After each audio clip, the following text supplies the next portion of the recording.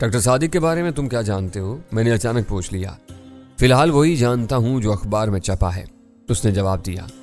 میں کہہ رہا ہوں کہ فون پر یہ سب باتیں نہیں ہو سکتی، ملاقات کا وقت طے کر لو، ہم دونوں کو اپنے بہت سے سوالوں کے جوابات مل جائیں گے۔ ابھی تم نے حکومت کی بے خبری کے بارے میں بہت عامیانہ سا طنز کیا تھا، میں نے اپنی خلش دور کرنے کے لیے کہا۔ تم ایک ذمہ دار افسر ہو، تم کو معلوم ہونا چاہیے کہ عام طور پر حکومتیں اتنی بے خبر نہیں ہوتی جتنی اخباری اطلاعات میں نظر آتی ہیں۔ اوہ، تمہیں میری بات بری لگ گئی؟ میں تم کو حکومت کا کوئی کل پرزہ نہیں سمجھتا، تمہاری فورس ایک انوکھی فورس ہے جو بہت کچھ ہوتے ہوئے بھی کچھ بھی نہیں ہے۔ گہری کے سینے میں میری فورس کے بارے میں معلومات کا ایک خزانہ دفن تھا جسے وہ خاص موقع پر استعمال کرنے کا ارادہ رکھتا تھا، لیکن اس بیچارے کی بد نصیبی دیکھو کو اپنی ساری معلومات سمیت سمندر کی تہہ میں ڈوب کر مر گیا۔ یہ فورس جو کچھ بھی ہے اس کے بارے میں تم لوگوں کی معلومات قابل رشک ہیں۔ پاکستان کے تجربے کی بنا پر 2 اور ملکوں میں ایسی فورس قائم کرنے کی کوششیں کی جا رہی ہیں۔ آج کی دنیا میں ہر راز کھلا راز ہوتا ہے جس کے بارے میں ہر شخص جانتا ہے، صرف وہ باتیں خفیہ رہ سکتی ہیں جو افراد کے درمیان طے ہوں۔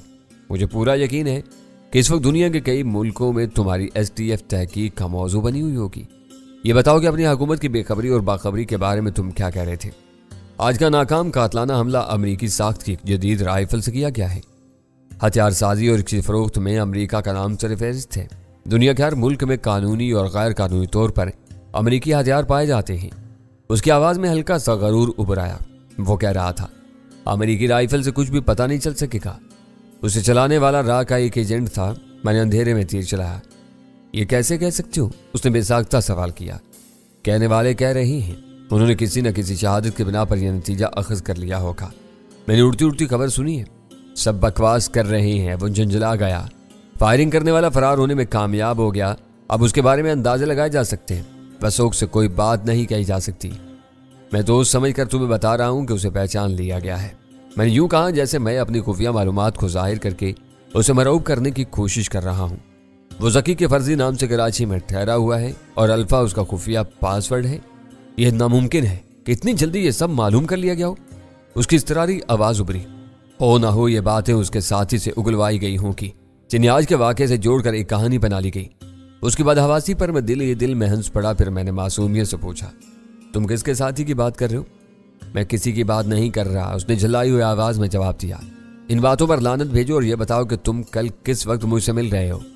زبان سے بے ساختہ نکل جانے والے کلمات کی ادائیگی کے بعد اسے اپنی غلطی کا احساس ہو گیا تھا۔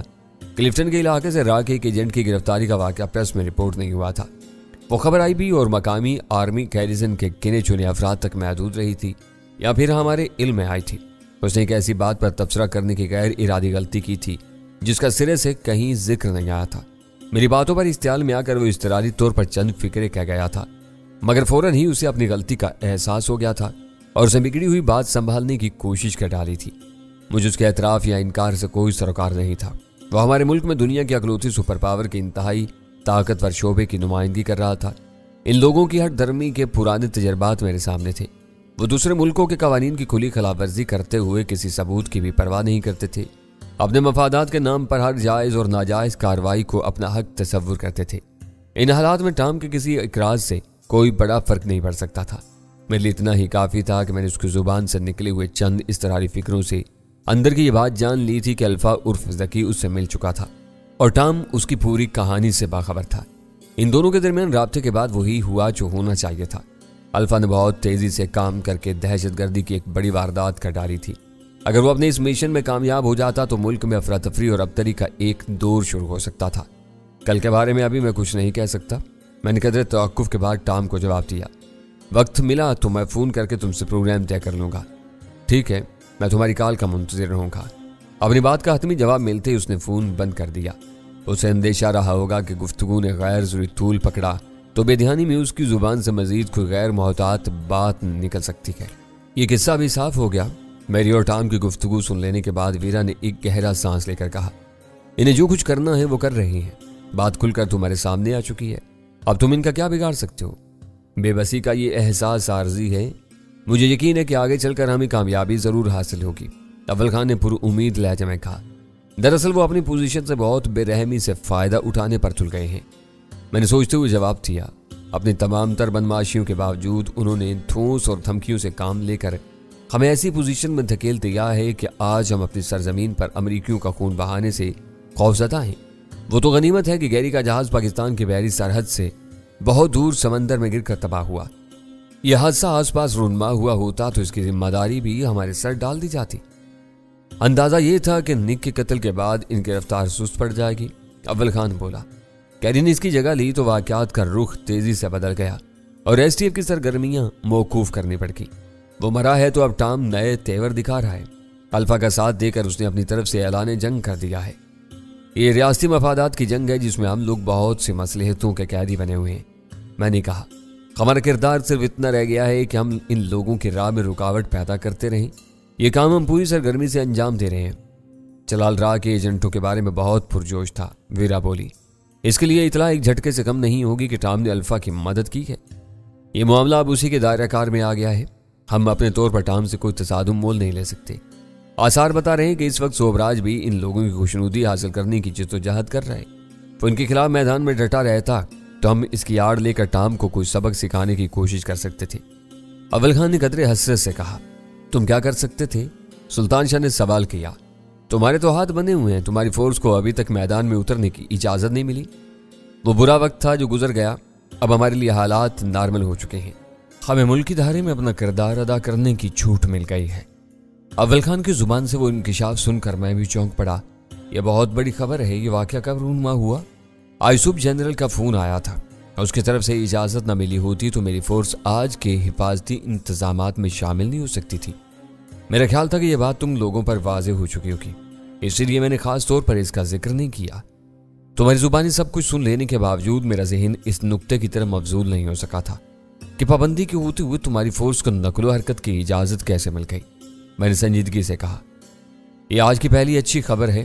یوں سمجھو کہ میرے ذہن سے ایک بہت بڑا بوجھ اتر گیا۔ ایس ٹی ایف پر پابندی لگنے کے بعد میں نفسیاتی دباؤ میں آ گیا تھا۔ خس کم جہاں پاک، ویرا مسکرا کر بولی۔ گہری سمندر میں غرق ہوا اور اس کا جگایا ہوا فتنہ بھی اسی کے ساتھ دم توڑ گیا۔ میں جہانگیر کی طرف سے فکر مند ہوں، پتہ نہیں اس بیچارے پر کیا گزری ہوگی۔ اب اس کے بارے میں کوئی اچھی خبر آنی چاہیے۔ اول خان نے چند لمحوں کے توقف کے بعد کہا اگر ہم پر پابندی برقرار رہتی تو میں آج اپنے آدمیوں کو پولیس والوں کے ساتھ مل کر کام کرنے کی ہدایت نہیں دے سکتا تھا۔ ہم دور کے تماشائی بنے رہتے۔ کچھ دیر بعد غزالہ واپس آئی تو اس کے چہرے پر حزن و ملال کے سائل لرزاں تھے۔ میں جہانگیر کے اغوا کے واقعے کو منطقی نقطہ نظر سے دیکھ رہا تھا۔ میری دانش میں اس کی زندگی کو فوری طور پر کوئی خطرہ لاحق نہیں تھا، لیکن سلمہ اپنے شوہر کے بارے میں شدید جذباتی صدمے سے دوچار تھی۔ غزالہ بہت مشکل سے اسے سنبھالنے میں کامیاب ہوئی تھی۔ اسے ایک مسکن دوا دے کر وہ اس وقت تک کمرے میں بیٹھی رہی جب تک سلمہ کو نیند نہ آ گئی۔ ہم پانچوں ڈرائنگ روم میں بیٹھے باتیں کرتے رہے۔ ہر ایک کے ذہن پر جہانگیر کی فکر سوار تھی، لیکن کوئی بھی اس تکلیف دہ موضوع پر بات نہیں کر رہا تھا۔ اس وقت تک ہمیں اس کی بازیابی کی کوئی راہ نظر نہیں آ رہی تھی۔ ہماری ساری امیدیں پولیس سے وابستہ تھی۔ مجھے توقع تھی کہ ایس ٹی ایف کے اہلکاروں کی گہری دلچسپی کی وجہ سے پولیس والے اپنے ریکارڈ کی چھان بین میں غیر معمولی سرگرمی سے کام لیں گے اور ہمیں جلد ہی کوئی اچھی خبر مل جائے گی۔ اس بارے میں ان پر مزید کوئی دباؤ ڈالنے کی ضرورت نہیں تھی۔ 12 بجے تک ہم اداسی کے عالم میں انتظار کی گھڑیاں گنتے رہے، لیکن کہیں سے کوئی خبر نہیں آئی۔ وقت گزرنے کے ساتھ تشویش اور مایوسی کے سائے گہرے ہوتے جا رہے تھے۔ آخرکار اول خان نے اپنے آدمیوں سے ٹرانسمیٹر پر بات کرنے کا فیصلہ کر لیا۔ ان دونوں کے لیے کلفٹن کی رہائشی عمارت کی اہمیت ختم ہو چکی تھی۔ جہانگیر کو اغوا کر لیا گیا تھا۔ سلمہ ہمارے ساتھ آ گئی تھی۔ وہ دونوں پولیس پارٹیوں کے ساتھ لگے ہوئے تھے۔ اس واقعے کی تفتیش میں پولیس کے شامل ہونے سے یہ فائدہ ہوا تھا کہ قلیل سی مدت میں اس واردات کے خد و خال خاصی حد تک واضح ہو گئے تھے۔ باوردی پولیس کی موجودگی کی وجہ سے وہ خبر قرب و جوار میں بھی پھیل گئی تھی، جس کے نتیجے میں 2 اہم گواہ سامنے آئے تھے۔ انہوں نے عمارت کے احاطے کی اکبی دیوار کے قریب لگے ہوئے ٹیلی فون کے کھمبے پر 2 آدمیوں کو کام کرتے دیکھا تھا۔ دن کا وقت ہوتا تو شاید کوئی ان دونوں پر دھیان نہ دیتا، کیونکہ دن کے اجالے میں ہر سرکاری اہلکار کچھ نہ کچھ کام کرتا ہوا نظر آتا ہے۔ دن ڈھلنے کے بعد ان کی تعداد میں تیزی سے کمی آنے لگتی ہے اور آؤٹ ڈور میں کمی کرنے والے بقیہ کاموں کو اگلے دن کے لیے ٹال دیتے ہیں۔ دیکھنے والوں کے لیے ان دونوں کی فرض شناسی حیرت ناک تھی کہ وہ اپنے اوقات کار ختم ہو جانے کے بعد رات کے اندھیرے میں بھی بہت انہماک سے اپنی ذمہ داریاں سر انجام دے رہے تھے۔ اندازہ ہو رہا تھا کہ ٹیلی فون کے عملے کے وہ لوگ کسی وی آئی پی کی شکایت پر وقت کی پرواہ کیے بغیر وہاں آ گئے تھے اور اس کی فون لائن کی دیکھ بھال میں مصروف تھے۔ ان میں سے ایک نیچے کھڑا رہا، دوسرا کسی بندر کی طرح کھمبے پر چڑھ کر کچھ دیر تک مصروف نظر آتا رہا۔ फिर खंबे से अहाते की दीवार पर पहुंचकर अंदर कूद गया। दूसरे ने उसकी तकलीद की और वो भी तेजी से खंबे पर चढ़कर अहाते की दीवार के पीछे गायब हो गया। देखने वालों को इन पर कोई शुबा नहीं हो सका। दोनों के अंदाज से जाहिर हो रहा था कि वो खंबे के तारों पर अपना काम खत्म करके मजीद देखभाल के लिए शॉर्टकट से इमारत में गए होंगे। पुलिस वालों ने राय कायम की थी कि वो दोनों जहांगीर के अगवा के जिम्मेदार थे। रात हो चुकी थी और टेलीफोन के महकमे के आला अफसरान अपने घरों को जा चुके थे, लेकिन शिफ्ट ड्यूटी पर मौजूद अमले के निगरान ने तस्दीक कर दी थी कि एक्सचेंज में इस इलाके की कोई शिकायत दर्ज नहीं थी और न अमले के किसी रुकन को इन इतराफ में भेजा गया था। गवाहों के बयान और महकमे की तस्दीक के नतीजे में यह बात पाया सबूत को पहुंच गई कि अगवा करने वाले चोरों की तरह अहाते में दाखिल हुए और इमरजेंसी डोर का ताला तोड़कर इमारत में दाखिल होने में कामयाब हो गए। जहांगीर के फ्लैट में रूनमा होने वाले वाकयात किसी वजाहत के मोहताज नहीं थे। अगवा कुनिंदगान ने वहां गलबा पाते ही जहांगीर को बेहोश करने में फुर्ती दिखाई होगी। वो होश व आवाज में रहता तो किसी कीमत पर इन लोगों के साथ जाने पर रजामंद न होता। वो दोनों उसे लाद कर गर्दिशी जीने से नीचे उतरे और इमरजेंसी डोर से बाहर निकल गए। अपने कैदी के साथ इमारत से निकलने के लिए उन्होंने नीम तारीकी में खड़ी हुई एक गाड़ी चोरी की थी, जिसका पता चलाने में खासी देर लग गई। ये थानेदार की ज़हनी अब्ज थी कि हर एक से पूछगछ के बाद उसने अहाते में पार्क की हुई गाड़ियां चेक करने की हिदायत की। इमारत के मुहावजों ने इंटरकॉम पर हर फ्लैट के मकीन को अपनी गाड़ी देखने के लिए कहा तो पता चला कि गाड़ी गायब थी। वो कड़ियां मिल जाने के बाद इमारत बल्कि अहाते से नकासी के रास्ते पर मामूर मुहावजों की बारी आई और एक गाड़ी गायब होने की खबर सुनकर इनके होश उड़ गए। इन्होंने बताया कि वो बाहर से आने वाली गाड़ियों को देखभाल कर अहाते में आने की इजाजत देते थे, क्योंकि इमारत में रहने वालों के सिवा किसी को अपनी गाड़ी अंदर लाने की इजाजत नहीं थी। अलबत्ता अहाते से बाहर निकलने वाली गाड़ियों पर ज्यादा ध्यान नहीं दिया जाता था। यकतरफा देखभाल के नतीजे में यह इम्कान नहीं था कि बाहर जाने वाली गाड़ी किसी मुजरमाना मकसद के लिए इस्तेमाल की जा रही होगी। इमारत के निगरान गाड़ियों को इनके विंडशील्ड पर लगे हुए स्टिकर से पहचानते थे और वैसे भी हर गाड़ी उनकी नजरों में थी। उन्होंने कभी इस नुक्ते पर ध्यान नहीं दिया था कि आने जाने वाली गाड़ियों को कौन चला रहा था। बाज गाड़ियां घर के एक से ज्यादा अफराद चलाते थे। कभी कभार मेहमान अपने मेजबान की गाड़ी लेकर निकल जाते थे। एक दो मरतबा अजनबी मेहमानों को गेट पर कार समेत रोका गया तो वहां एक हंगामा खड़ा हो गया। इस रोक टोक को बेशतर मकीनों ने अपनी तौहीन तसव्वुर किया था। इन वाकयात के बाद यह असूल तय पा गया था कि इमारत के चौकीदार गाड़ियों की शनाख्त करेंगे। इन इस बात से कोई गर्ज नहीं होगी कि गाड़ी कौन चला रहा है। इन इतलात से साफ जाहिर हो रहा था कि जहांगीर को अगवा करने से पहले मुजरिमों ने मुकम्मल मालूमात हासिल करके वारदात की बेदाग मंसूबाबंदी की थी। पुलिस वालों को यकीन था कि मसरूका कार जल्द ही कहीं ना कहीं लावारिस हालत में खड़ी हुई मिल जाएगी। चालाक मुजरिम इसे जरूरत से ज्यादा देर तक अपने गले का हार नहीं बनाएंगे। मुझे उम्मीद है कि अब तुम्हें अपने हर सवाल का जवाब मिल गया होगा। अव्वल खान की गुफ्तगू खत्म होने के बाद मैंने वीरा से मुखातिब होकर कहा, अभी सिर्फ एक रुख वाजे हुआ है। वीरा ने इत्मीनान से जवाब दिया, मुजरिमों ने किसी की गफलत से ज्यादा अपनी चालाकी से फायदा उठाया है। यह पता नहीं चल सका कि इसे किन लोगों ने उठाया है। वो लोग लगे हुए हैं। अव्वल खान ने अपनी जगह छोड़ते हुए जवाब दिया, तवक्का है कि जल्द ही यह बात भी सामने आ जाएगी। तुमसे एक चूक हो गई, वीरा ने मुझसे कहा। तुमने टाम से जहां बहुत सी बातें की वहीं उससे जहांगीर के बारे में भी बात कर लेती। शायद कोई इस तस्करे की कोई तुक तक नहीं बनती थी। इसके लिए मैं कर्नल दावर हूँ। मेरा डैनी के किसी दोस्त से क्या वास्ता हो सकता है? मैंने उसकी बात काट दी। कर्नल दावर और डैनी में ठनी हुई है, अव्वल खान ने खफीफ से मुस्कुराहट के साथ कहा। कर्नल को डैनी के दोस्तों से हमदर्दी नहीं हो सकती। इस वक्त वो जिक्र निकाला जाता तो टाम के कान खड़े हो सकते थे। वो अकल से कोरा नहीं है, मिन बारीकियों में नहीं पड़ती। वीरा ने बेपरवाही से जवाब दिया, मेरा मुद्दा सिर्फ ये है कि हमें जल्द अज जल्द जहांगीर के दुश्मनों के गिरबां पर हाथ डाल देना चाहिए। फिक्र न करो, वक्त भी आ जाएगा। अव्वल खान ने उसे तसल्ली दी और नकाज के रास्ते की तरफ हो लिया। रात गहरी हो चुकी थी। हम में से किसी ने उसे रोकने की कोशिश नहीं की।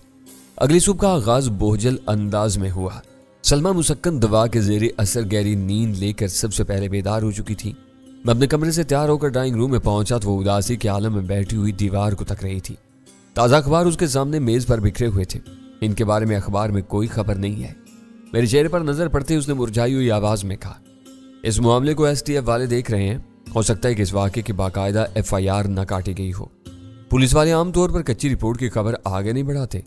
तुम अखबारी खबर को इतनी अहमियत क्यों दे रही हो? मैंने पूछा। मेरे लिए उसकी कोई अहमियत नहीं है। सोच रही थी कि खबर आई होती तो इससे कुछ पता चल जाता कि इनकी तलाश के लिए क्या हो रहा है। ऐसे काम ऐलान करके नहीं किए जाते। सब लोग खामोशी मगर तनदही से सुराग लगाने की कोशिशों में मसरूफ हैं। क्या कामयाबी की कोई उम्मीद नजर आ रही है? اس کی نظریں میرے چہرے پر مرکوز ہو گئی۔ کافی پیش رفت ہوئی ہے، میں نے اسے تسلی دی اور پھر وہ تفصیلات دہرانی شروع کر دی جو اول خان کو پچھلی رات اپنے آدمی سے ملی تھی۔ ابھی تک یہ پتہ نہیں چلا کہ انہیں کن لوگوں نے اغوا کیا ہے۔ میرے خاموش ہو جانے پر اس نے بجھے ہوئے لہجے میں پوچھا، یہ معلوم ہو جائے تو ذرا سی دیر میں انہیں گھیر لیا جائے گا۔ میں تمہیں کوئی الزام نہیں دے رہی، اس نے جھجکتے ہوئے کہا۔ یہ بات تم بھی جانتی ہو کہ تمہارے دشمن ان کے پیچھے لگے ہوئے تھے۔ تم اپنے دشمنوں کو پہچانتے ہو، ان کو کیوں نہیں پکڑتے؟ وہ بہت ٹیڑھا مسئلہ تھا جسے سلمہ نے بہت آسانی سے بیان کر دیا تھا۔ میں نے گہرا سانس لے کر جواب دیا، اپنے دشمنوں سے واقف ہوں لیکن وہ تیزی سے ٹھکانے بدلتے رہتے ہیں۔ روپوش مجرموں کا سراغ لگانا آسان نہیں ہوتا۔ ہماری طرف سے کوئی اندھا دھند کارروائی کی گئی تو وہ بھڑک کر جہانگیر کو کوئی ناقابل تلافی نقصان پہنچا سکتے ہیں۔ اس وقت ہم مجبور ہیں، ان پر کوئی اوچھا وار نہیں کر سکتے۔ اس نے خاموشی سے سر جھکا لیا۔ اس وقت وہ پرانی سلمہ سے بالکل مختلف نظر آ رہی تھی۔ تنہائی میسر ہونے کے باوجود اس نے مجھ سے بے تکلف ہونے کی کوئی کوشش نہیں کی تھی۔ ہم دونوں ناشتے کی میز پر بیٹھے ہوئے تھے کہ اول خان آ گیا۔ اسی کے ساتھ ویرا اور غزالہ بھی اپنے اپنے کمروں سے برآمد ہو گئی۔ 3 تصویریں ملی ہیں، اول خان نے خاکی لفافہ میری طرف بڑھاتے ہوئے کہا۔ میری دلی دعا ہے کہ ہمارا مطلوب آدمی ان میں شامل ہو۔ میں نے تیزی کے ساتھ لفافے میں سے وہ تینوں تصویریں نکال لی۔ وہ تینوں اپنے بشروں سے چھٹے ہوئے بدماش نظر آ رہے تھے اور تینوں کے داہنے رخسار پرانے زخموں کے نشانات سے داغدار تھے۔ میں پوری طرح ان تصاویر کا جائزہ نہیں لے پایا تھا کہ سلمہ اپنی جگہ چھوڑ کر تیزی سے میرے پیچھے آئی اور پھر اس نے تینوں میں سے ایک تصویر پر بے ساختہ انگلی رکھ دی۔ یہی ہے وہ مرتوت جس نے مجھے ریوالور کے نوک پر بے بس کیا تھا۔ وہ روندی ہوئی جذباتی آواز میں بولی، خدا کا شکر ہے کہ تم نے اسے تلاش کر لیا۔ میں اسے یہ بتانے کی ہمت نہیں کر سکا کہ اس وقت اسے صرف پہچانا گیا تھا۔ اس کی تلاش کا مرحلہ باقی تھا۔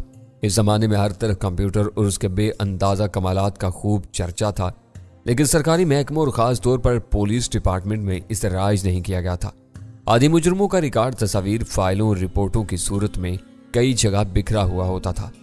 خاصی تلاش کے بعد وہ تینوں تصاویر پولیس ہیڈ آفس کے ریکارڈ سے حاصل کی گئی تھیں۔ ان کی پشت پر مجرموں کے مختصر قواعد درج تھے جن سے پتہ چلا کہ ہمارے مطلوب آدمی کا نام رشید عرف شیدہ تھا اور وہ کیماڑی کے علاقے کا ایک عادی بدماش تھا جو مختلف افراد کو زخمی کرنے کے جرم میں 2 بار جیل کی ہوا کھا چکا تھا۔ اس کے خلاف عدالتوں میں کئی بڑے مقدمات التوا میں پڑے ہوئے تھے کیونکہ وہ دوسری بار جیل سے رہا ہونے کے بعد روپوش ہو گیا تھا۔ اب تمہارا کیا مشورہ ہے؟ وہ مرحلہ طے ہو جانے کے بعد اول خان نے مجھ سے پوچھا۔ رشید کی تلاش کے سوا اور کیا مشورہ ہو سکتا ہے؟ میرے بجائے ویرا بول پڑی۔ میں یہی جاننا چاہ رہا ہوں کہ اس کی تلاش کے لیے کیا طریقہ اپنانا چاہیے۔ اول خان نے ہلکی سی مسکراہٹ کے ساتھ کہا۔ اپنے مجرم کی تصویر دیکھ لینے کے بعد سلمہ کے چہرے پر ہلکی سی رونق آ گئی تھی اور وہ پر امید نظروں سے باری باری ہمارے چہروں کا جائزہ لے رہی تھی۔ پولیس کے محکمے میں کالی بھیڑیں گھسی ہوئی ہیں، میں نے سگریٹ کا ایک ہلکا سا کش لے کر کہا۔ ان کی وجہ سے بہت سی اہم باتیں قبل از وقت باہر نکل جاتی ہیں۔ اگر رشید کو یہ بھنک مل گئی کہ اسے پہچان لیا گیا ہے تو ہم اس کی گرد کو بھی نہیں پہنچ سکیں گے۔ تم جیسے ملکوں میں یہ بہت بڑی خرابی ہے کہ کرپشن ناسور کی طرح ہر طرف پھیلا ہوا ہے۔ ویرن نے اغواری سے دخل اندازی کی۔ اول تو بہت کم لوگ کام کرنے کے موڈ میں نظر آتے ہیں، وہ کام کرنا چاہیں تو کالی بھیڑیں ان کی راہ روک دیتی ہیں۔